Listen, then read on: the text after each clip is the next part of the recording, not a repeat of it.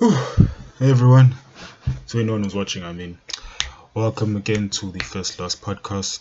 I haven't posted in a while because, man, ooh, after the looting thing, I have been busy.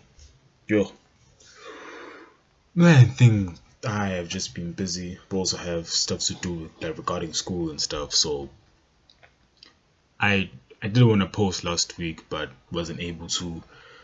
Things got in the way. Ooh, busy. But then again, such is the life of living, the way of living. Why am I saying life of living? That makes no sense. But anyways, yeah, man, and I have been freezing for the past 2 weeks, just freezing. Right now I am wearing 4 layers top wise. So I'm wearing like 4 layers because it's insane.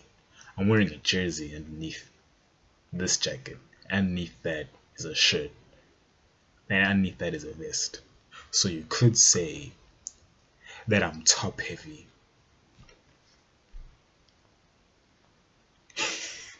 That's so stupid. Oh man, that was so stupid. But still though, man, like I made a video like was it last week or what? It was just supposed to be a quick video, just me talking about my thoughts regarding the whole situation of the looting slash attempted coup that's now being called an attempted coup. Yeah. And with all that happening, it was,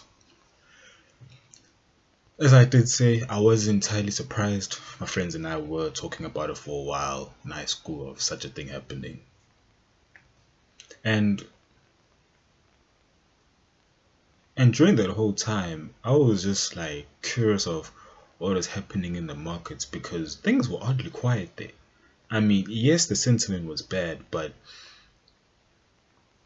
even even the companies that were attacked the most in KZN and Gauteng, Shoprite, Spar, Woolworths, I mean, they weren't really affected. Like price, even with their shares and stuff, their prices, it wasn't there was no crash or any sorts like regarding like the whole JSE. It just went by like it's almost like it wasn't it's almost like if you looked at the market the whole week, you wouldn't even think anything was happening in this country. If you lived like outside of this country and just saw like top 40 index and you paid attention to that for the whole week, you wouldn't think anything was happening. It was pretty strange. But then again, it did bring back this thing that I learned a while ago that the economy is not the markets. The stock markets it's not those things. They are related but not the same thing. They're separate. They are linked, right? But it's definitely not. They're definitely not. It shouldn't be a thing where a person must actually look at the stock markets of any country and try and use that as a reflection or to use what's happening in the economy as a as a decision on how to actually go and do anything regarding the assets. Definitely not. Even if you look at the whole thing with America with their own attempted coup thing at the Capitol buildings, on that week there was of course like negative sentiments like regarding everything that happened because that's a natural human reaction. But then there was there wasn't any panic selling. Well, I would assume there would be some people who were thinking as end of America, but institutionally speaking, not really. You know, which like it was so that was a very interesting moment for me because it's it was like so it was so surreal to see because because it kind of reminds me of the thing with the S&P 500, right? And for those who don't know, the S&P 500 is basically an index that like tracks the top 500 companies in America, and that thing has been around for, I have to say, over 100 years by now. And it's, and long term wise, it's one of the best performing assets in history so far. Like, if if you go and take that thing and look at its charts and look at it from a long term perspective, there is literally nothing that has happened in that it would go and change its direction for the long term. Yes, there would be some things happening within 3 5 years with like the Great Depression and stuff. Yeah, but like over, like consistently speaking, I think it always does well each and every year. Always. And that like and that and while I was reading that, that did give an indication that even though even though there could be something bad happening in your country, you should pay attention into terms of those who are making the most money, uh, institutional investors, or the like the real big money of your country, wherever you're at. It's You should definitely pay attention to what's happening there, and if there's any kind of massive movement, right? Like in this country here, like it was so interesting to see, right? Because it does kind of show that there was a thing that while there are people who were affected by the looting that happened, it wasn't it wasn't the same for everyone. Yeah. With that, the only people, well, not the only people, but in terms of the people who affected the most, were the ones who have the least. Right? It kind of reminds you of this quote in the Bible of um, those who have everything, more will be given to them, and those who have nothing, everything will be taken from them. Which, like, also is linked to the thing of this guy, Robert Kiyosaki, talking about the thing of like the rich will always get richer and the poor will get poorer. And man, and this looting only like exacerbated what was gonna happen in this country anyways. With the thing of, well,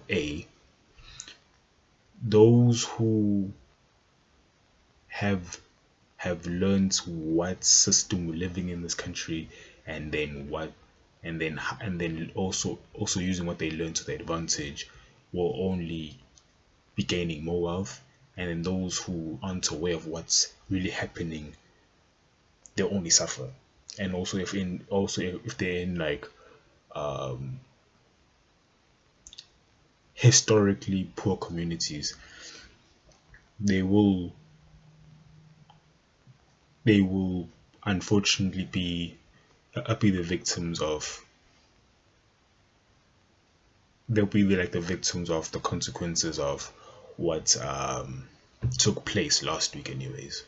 Yeah, man, it was pretty interesting to watch, to observe, because I felt like a third party. I don't know why. I just felt like it was just happening in front of me like a movie. Yeah, but anyways, with the markets and stuff, man, it was it was amazing to watch. Like, it was amazing just seeing how, just even the thing of like people like doing although those who aren't really in the know, or who are aware of like how the financial system works, like they like were losing their minds saying this is the end and stuff. And I was looking into um like the foreign sentiment of this country in terms of foreign investors pulling out, right? And from what I've been looking into, there has been a thing anyways of, even though we got like a few pledges last year of, excuse me, of foreign direct investment. Like if you look at this country from like a 5 year perspective, you would notice that there actually are more people who are actually putting the money, who are actually like are putting the money out of this country than those who are actually investing it. Right? I mean, I know that now there's definitely like an increase of people who want to go, who want to try like a move to Mauritius, right? And those are usually the people who are already well off, yeah, because they feel threatened with their like way of life being potentially interrupted, uh, because because depending where you lived, they like you could be in an area where like the looting, it devastated your community, and it could be like another place where it never happened, like where the people who go out and jog on the day when like the way like trucks were burned down and shops were being looted and stuff, like the people who were just having the like normal day on the same day, which is for me like small a small version of what happens in the real, in like the whole world in general, right? Like some people, they wake up and they're just so happy about life because they, not happy about life, but they just go through a normal thing of having access to like their basic needs easily, and also having access to like to luxury goods, you know.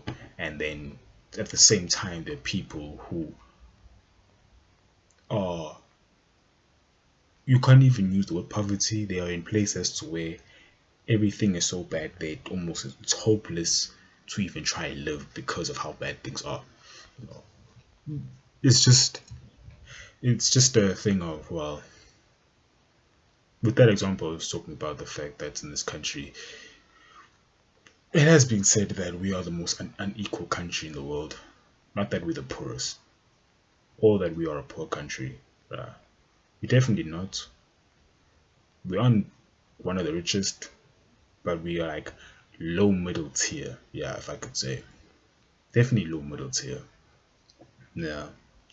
But anyways, regarding with a few of the topics I want to talk about, one was a thing of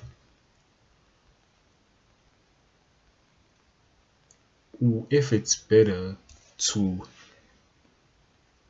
if you are someone who wants to go and buy assets, is it better to aim for quick gains, or to hold an asset and actually get to go to get like large returns, yeah, on like a long term basis? Like what's better, right? Because like it is, with me personally, like with me learning about investing, it's, I have felt some type of way with some people who would make money quickly, right? And who would make like large amounts. Cause I was on I would definitely say, call myself lucky in terms of being able to have a, a large amount of patience, right? So I was willing when I was um started learning grade 9, yeah, which is like when I was 14, learning about investing and stuff. And when I started, it started off with learning about forex, right? Because of the quick gains, and able to make large sums of money within a few days and stuff. That was very alluring to me, and like over time I would see people who would do it, and I'd also want to engage in it, but I didn't want to do a thing of going in blindly, right? Of like just going putting all my like all my money in there, and then like I'm losing it, right? Because there is that whole statistic of 95% of traders, I don't know about overall investors or people who go into the financial markets, but like 95% of traders lose their money, right? And I didn't want that to happen. And also with this large sense of curiosity that I have, I wanted to like know what the hell is happening there. Like, okay, you buying and selling currencies. Okay, like why do that? Is that the only way to do it? Is that the fastest way? Okay, it seems to be that way since it's since if you if you measure all types of markets via like what you call like the volume of trading. Excuse me. It seems that with forex is definitely the largest market if you measure it based on like call like the volumes that are being traded per day. Like it's in the trillions that are being moved around on like a daily basis, right? And that was like something that blew my mind because it also led me to thinking about or having a certain mind shift in terms of seeing opportunities out there in the world. And then as I was learning more about like how the markets actually worked, I stumbled upon the thing of like of long-term investing, and that and through like of shifting my approach to that because to me like with long-term investing it seemed more sustainable to me. Like it seemed something I was more comfortable with. Yeah, the thing of rapidly getting my money, it it did sound nice, but wasn't very practical. Also because well, school. Man, trying to learn all that and do school, that itself was already a whole issue because I wasn't really the best at school. Well, yeah, I wasn't the best. Also, wasn't trying, so there was a bit of that. But yeah, like with learning over, what should I say, about like what things affect the various markets that exist with the various assets, I seem to have like gravitated towards things that are like long term based because they seem to make the most sense, right? Because like, wouldn't you want to be having your money being stuff that is going to be there for longer because you won't have to worry about always having to be aware of what's happening with your with like the money you put in there, right? Because like, and this is if it's your job, like being a stockbroker or being or being hired in a hedge fund to do that kind of stuff, like being like a technical trader.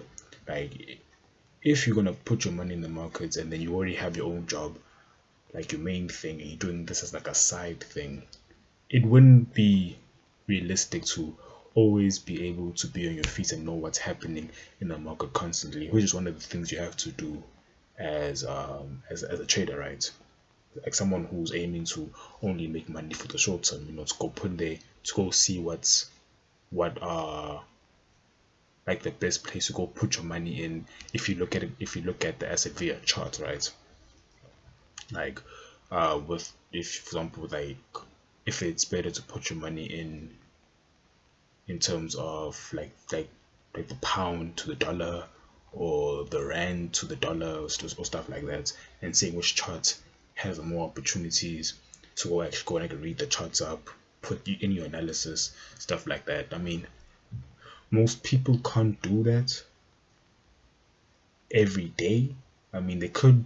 It would take some work to try and do it on a consistent basis, but not every day, right? And so like with that, I was thinking about like, and also like with this question of if of what's better, I was definitely noticed the thing of like though of like people who go into like long-term investing and those who end up having some skill at it, they like like the reasoning to me of buying certain stuff would seem more sound, right? Like if you, like for example with me, I'm looking into the energy market, and buying into any company involved in that, or specifically into like the renewable sector, like the renewable energy sector, it seems more reasonable because, well, the world will is going to that direction, and it's gonna be around for a while, probably longer than how long like oil and coal was being used for in the past, right? So with that, it's like when I while I was gravitating to like long-term investing, it seems that like the most optimal way to go and use such a method is to look into stuff that the world needs, right? And then I found a and then there was this video I was watching on YouTube with Warren Buffett and Charlie Munger, and then I think it was Charlie who said that like if people knew how much money can be made through honesty, we would see a big diff there would be a big difference in terms of the amount of crimes being committed in the world. Right? It's because one thing, like one of the reasons why that's why like a person would try and do a scam, fraud and stuff like that, or do things that they know is against the law, is that they feel like they have no option. They feel like that's the only way. And unfortunately that can be the case for some people. That doesn't mean I'm advocating it, but for some people, it's a thing of that like they learn much later on in life of the other ways in which you can maximize the returns you can get, right? Like a person will do fraud because it seems very lucrative, but if you are aware of what the world needs and what is being incentivized to go into like establishing like infrastructure that allows that need to actually be solved, it makes much more money, like way more money. I mean that is that is what I think is what capitalism was made to be for, right? A thing of like that, like it incentivizes people to help others because like you can get handsomely rewarded for doing such. I mean, case in point with Elon Musk, right? Even though he didn't start making a lot of money with Tesla, he made some money before because did make he like did make some companies before he went into Tesla, and those were PayPal and Zip2, and Zip2 came before PayPal, if I remember correctly. Yeah. So like with that, even with that example, he definitely did gain more like more fame and of course more wealth because of like of starting to try and tackle the issue of like trying to solve the world's energy problem. Well, not solve the world's energy problem, because even he said that like even if the goal of Tesla, even if it's done of like trying to make the world use cars that use like renewable energy, it wouldn't really save the energy issue we have, but like just trying to open up that idea, or to see that that pathway is possible for certain for certain people. With him doing that, he definitely got like he definitely got like handsomely rewarded financially, and also like through being more respected, I guess. Which, yeah, more famous, I would say. Yeah, definitely more famous, and also of course more richer. And like again with this question I have, Because like while I was being attracted to the thing of long-term investing, the thing I'm talking about now about like noticing that capitalism incentivizes you helping people, and like before I got to that realization, I first had a thing of like, okay, I'll blend the two, right? I'll make money in the short term and also in the long term, right? So like do a thing of trading and investing. Then like I saw like the usual mindset, not mindset per se, but like just thought process of like people who would do do trading, and they would be all based on the statistics, the data proof of the charts, try use hard maths and equations, calculus. Like I have a friend who's like learning calculus stuff like that for his way of trading. And to and like to me it's like it doesn't really make sense of like learning all that, of me personally of learning all that, because I wasn't really attracted to that of like needing to learn all these systems of like, okay, quantitative trading, thing of like higher highs and lower lows, and like I while I did have some interest in terms of like learning the fundamentals, some stuff I was really that interested in terms of the trading thing, seemed more mathematical, but then well, like with long term wise, more of a thing of identifying assets that other people found valuable, and the reasons behind people finding it valuable is based on the future, right? Like with growth stocks, which are in the context of this decade, of the century, I mean, it's companies that are like are most likely are gonna be continuing to operate in the future because they embrace the recent developments in technology overall, right? Like with 3D printing companies, healthcare, well, yeah, healthcare companies that embrace uh, new technology that allows people to study, to go and study cells in a way in which to see how to extend the average lifespan of a person, a way cure to go and cure treatments, well, not treatments, but diseases that were like previously thought to be incurable, like cancer, right? And by the way, there actually are companies that are looking into that, and they seem, and some they seem to be getting not close, but they have progress in terms of actually seeing or identifying what to look for in terms of like removing that thing, which is definitely mind blowing, right? Because like when I heard about cancer, it was like, oh, this sounds incurable because it isn't anything that's like is extant. It's you.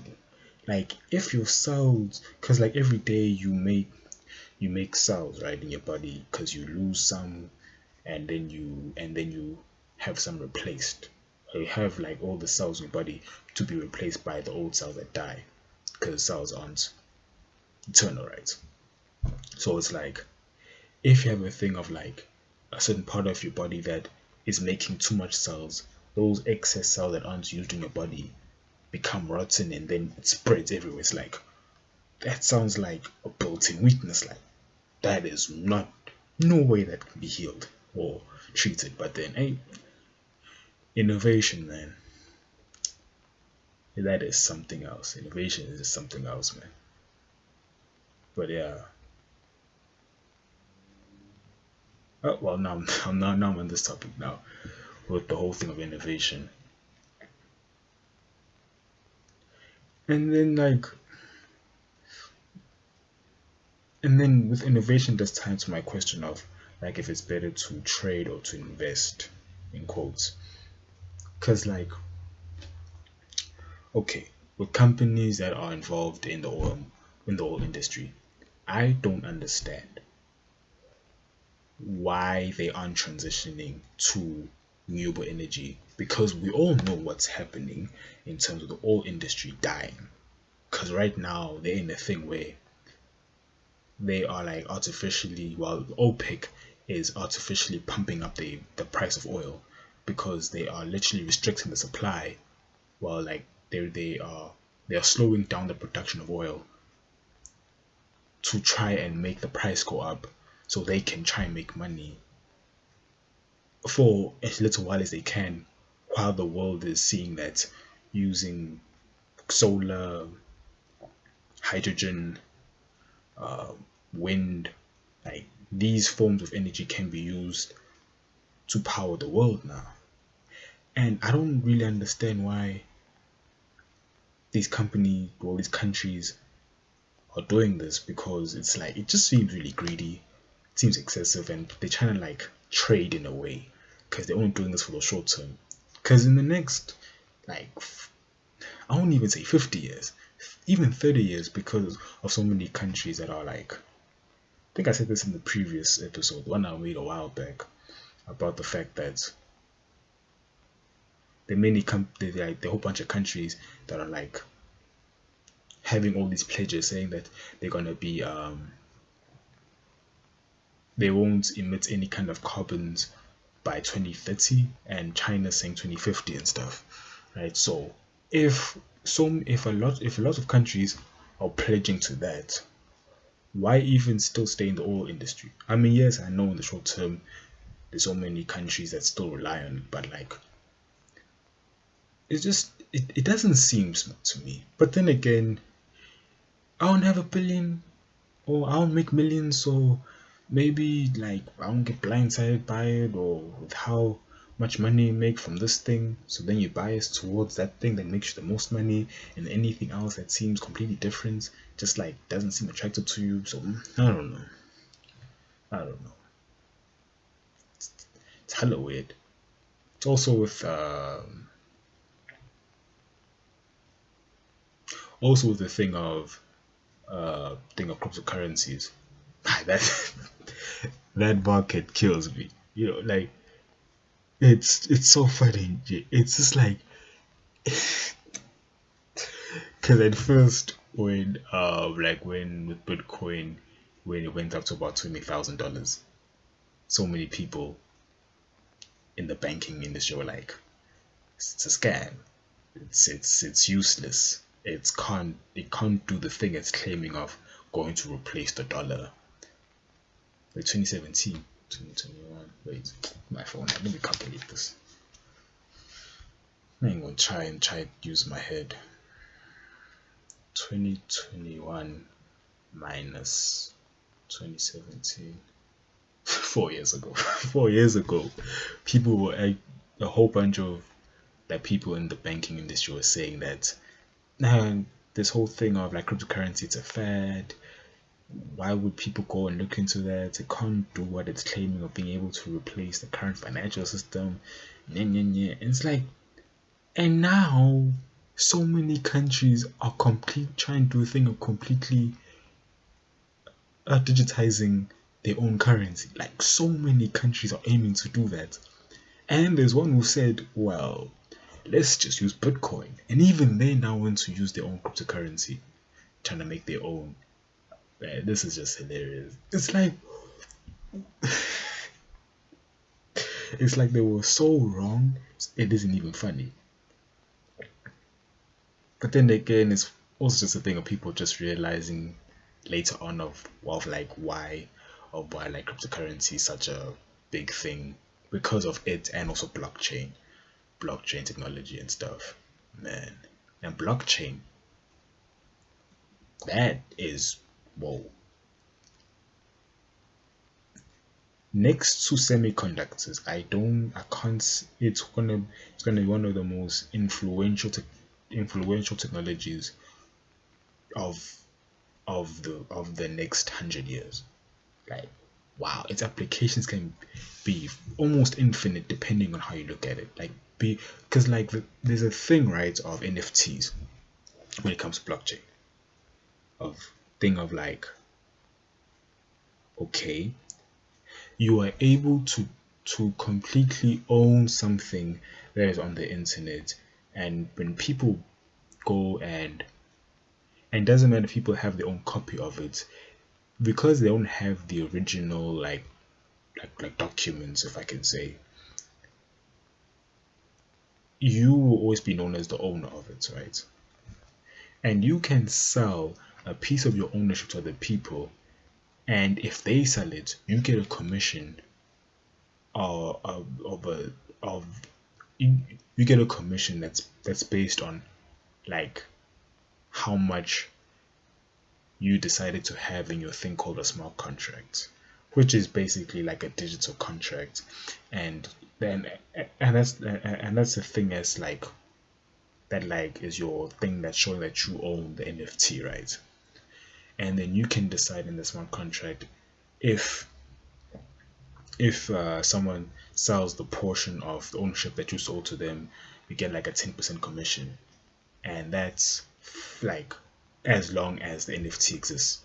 So it's like, doesn't matter how many years down the line, whoever owns the smart contract that owns the actual NFT thing, which is like a digital art right now, that's what's being looked at for, like that's what you use that right now. You will always get a commission for whenever it's sold. And some NFTs have been sold for like tens of millions of dollars, right? But it's like, you can own something digitally now, meaning that there's a thing that can happen now. It's in an article I read called asset tokenization, which is basically like making the contract you own, the I mean like what can I say, like documents of ownership that you have, to be operating the same way as like a Bitcoin, right? Like it's one coin, and you can go and break it apart, because one Bitcoin has like a million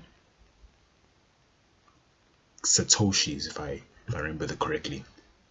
And then with that, it's like you can sell off pieces of that like token, and then people can have a certain percentage of ownership to your house, and then they can rent a part of your house. They have to pay you for it. So instead of you having to go and make documents, physical documents, or go to the bank or stuff, it will be possible in the future to go and like to go online and get like a smart contract of your house, and then you can go ahead and like rent parts of it out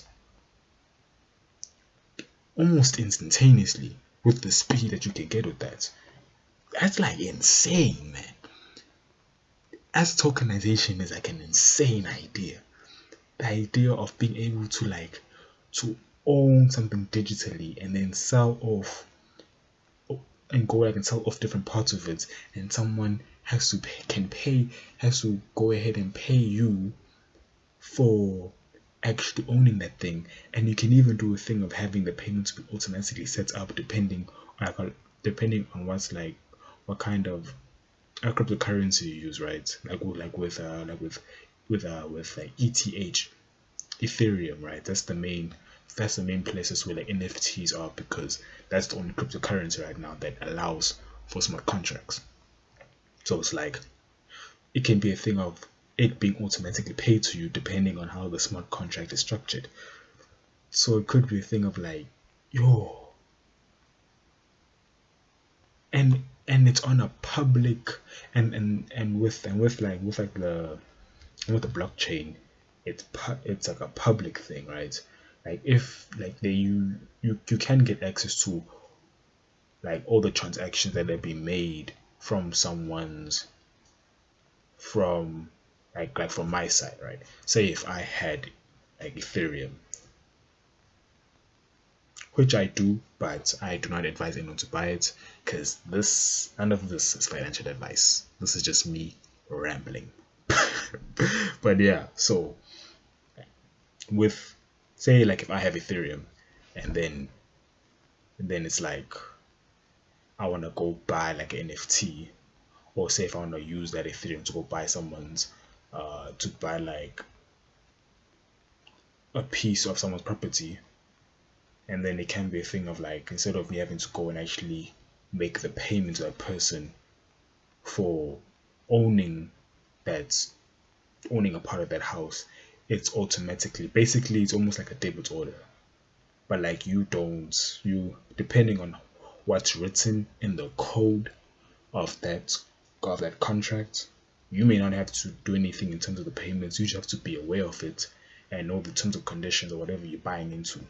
So it's like the amount of fraud that can be reduced, especially in this country, because man, ooh, blockchain in this country would destroy corruption, like destroy it. The implications are damn near disgusting, man. The things you can do, a way, like a method of publicly having transactions be done and then automating those transactions in a way in which a person can't like reverse or like try and like uh, steal from you. This stealing thing can happen, but that would require your password. Some places that like allow you to buy in some cryptocurrencies need like your fingerprints. Or okay, the methods could be a little drastic in terms of getting your stuff, but like in terms of the possibilities of every people getting access or people using blockchain in this country, man, it's mind blowing. I even had a discussion with this guy on Instagram. Man, it is insane. Absolutely insane. Now, where's this thing? Because I had some topics I want to talk about. Wait a minute.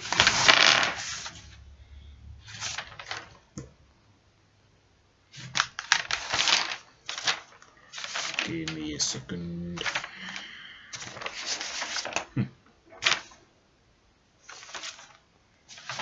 Seems like I don't have that anymore.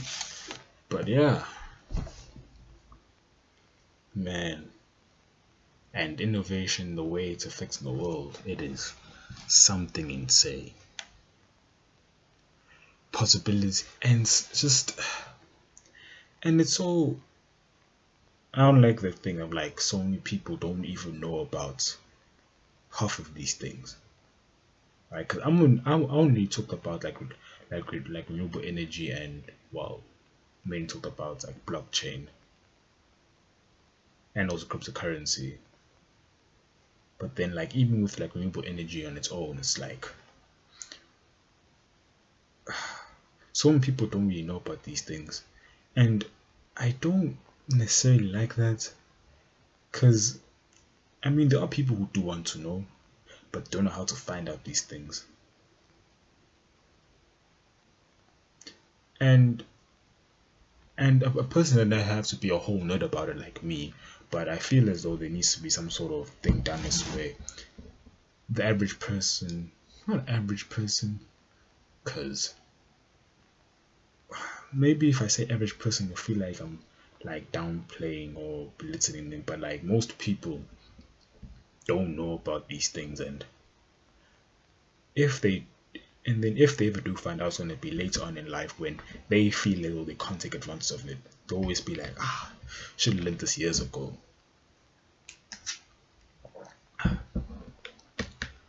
But man, it's it. I I just I just I really want to have that. I just want to try and make that goal of like trying to get people to know more about these things, and not just know for the sake of like it's serious knowledge, like it's something you must hold sacred, but like to actually enjoy understanding what's happening in the world in terms of where we're going. Like even with the whole thing of Jeff Bezos and him going to space, right? Even though he went for 11 minutes, That to me was just showing that, oh, we're gonna do that more often. And with this whole thing of innovation, there's a thing called Wright's law, which is where whenever whenever the product, whenever any technology goes and doubles in terms of its production, its costs decrease. It like declines dramatically. So it's kind of like one of the reasons why people are going to like renewable energy in terms of using that more, because it's getting cheaper to use it now. Like it's cheaper than it was like years ago, right? I mean that's why with Tesla, that's why they first aim to try and for like the first car that they released, it was supposed to be like high end classes, because like it was pretty expensive to go and make the actual car themselves. But then over time they're able to now make they're now doing a thing of making family cars, like I forgot the model, but it's like almost like a not saying that. Wait, how can I describe this? It's kind of like a family vehicle now. They're able to make one of those. I'm not sure if they have made it or just one of the designs they have. I'm not sure. Let me just go to the old Google to confirm this. Tesla family vehicle SUV. The Tesla family.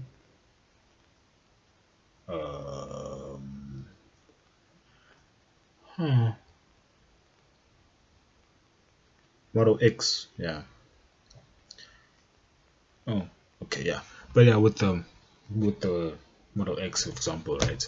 Like they wanted to do a thing of first having a high end cars to go and price them pretty high, so that most people thought those who so it's only available for those who could afford it to buy it, and then use those profits to try like and make a whole bunch of variety of cars. And also with like the costs of actually producing the batteries to that will be fueling the cars, those costs dropped, so they're able to make more cheaper versions of the car, right? It's kind of like with one of the reasons to why electric vehicles aren't a thing in this country, because the cost of it right now is so high, because we aren't able to produce those kind of cars yet here, right? But what can I say? We could, depending on how far the cost drop for like electric vehicles, right? Um, where was I going with this? I was talking about, man, I write this thing down whenever I'm doing these rants. Well, innovation. Okay, I was talking about innovation. Shit. Man, I forgot where I was. Well, I'll probably remember. If I don't, I'll probably just talk about it in the next podcast. But now what I need to do is to look into what's the market saying for next week. Yeah, gonna have to look into that.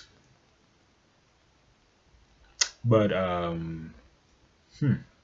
innovation. Where we're going with it? It's cheaper. It's getting cheaper to. Oh yeah, the space thing.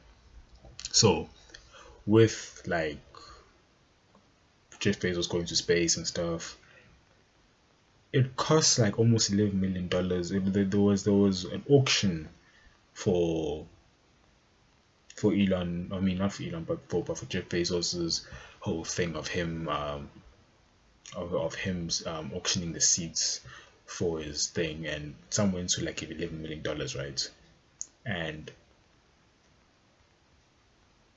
that to me like struck something in me of like, oh, in the future, however long it's gonna take, well, if hopefully if like we don't get interrupted in a bad way, like a war with the US and China, uh, a volcano like super volcano erupting over the world, like if we on the pace that we're going right now, eventually we're gonna be doing a thing of like of like a ticket to go to space being extremely affordable, like extremely affordable.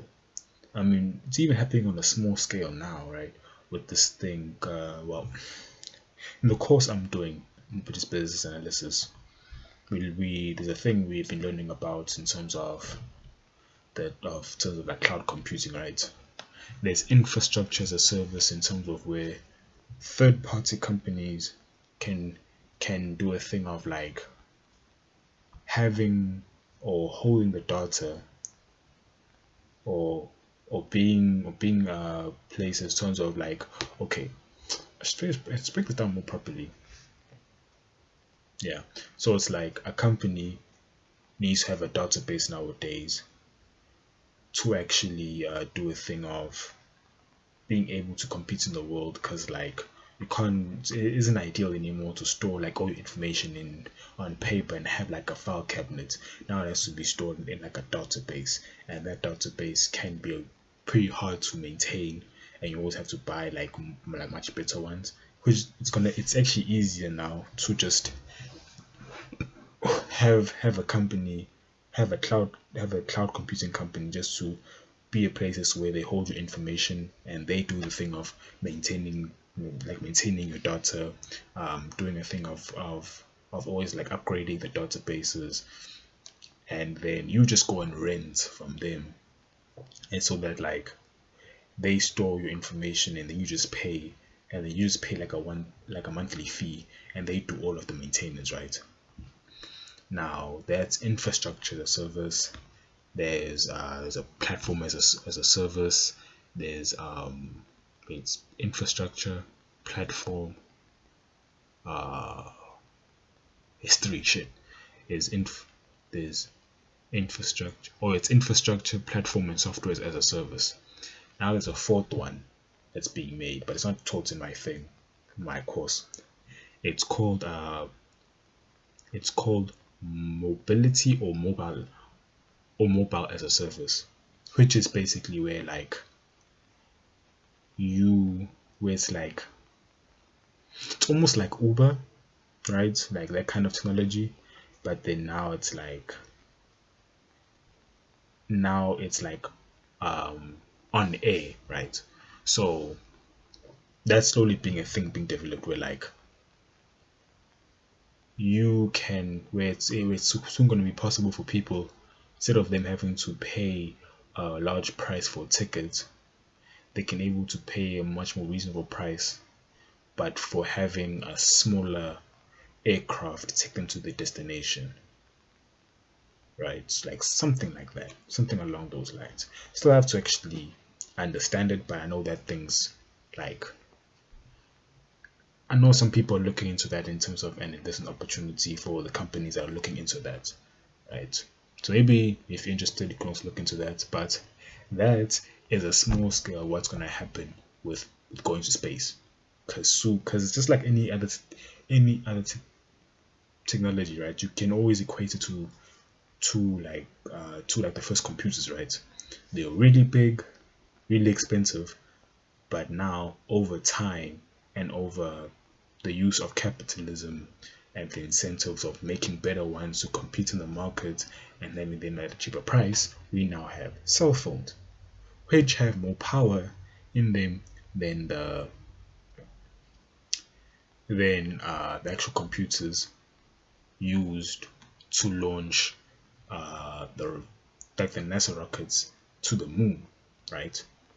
And that's just going to be the same thing will happen, but for space travel. So that's definitely going to happen in the future. I don't know when. I am not a psychic, so I don't know. Psychics are for people who read minds. No, fortune tellers. Yeah, I'm not a fortune teller, but that's just the trend of things. Eventually, it's gonna be affordable for people in the future to go to space as a vacation.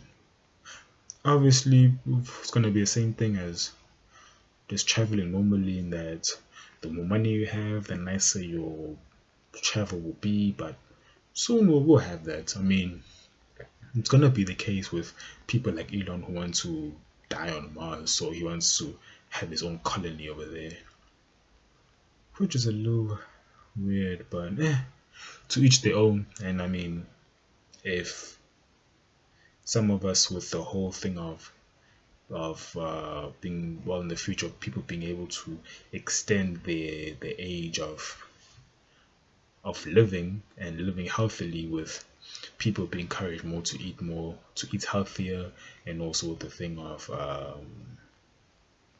our medicine improving to the point is to the point where we're now doing a thing of, what's it called, precision medicine, where it's like now it's the medicine that's specifically catered for the individual instead of just a general, a generic product. Yeah. So like with that happening, we could do a thing of living longer, and maybe some of us live long enough to be able to go do that. But depends on how things go. And all those things that happen in the future, there are companies incentivized, not incentive, there is an incentive to go into those areas and have have an attempt of actually doing something in that area and in that industry, and then get paid for it very well. Like Elon, who got paid like 500 million as a CEO 2 years back. Was it 2 years back or 2018? 2020. Yeah, I'm not sure, but yeah, he definitely got paid 500 million at a point in time. Of one of the most highly paid CEOs. Yeah, but yeah, as I said, I need to go look into what the markets are gonna be seeing next week. What information I can look into, because I am something of a nerd with this kind of stuff. Yeah. But anyways, I have to go and do that, and also I'm busy with schoolwork. But yeah, to anyone who's still watching, well, to anyone who watched, thank you for watching, and I will try post again sometime. Don't know when, but I'll definitely do it. But it's gonna be hectic. But I'll have to try my best. It's all we do in life. Anyways, take care. Bye bye.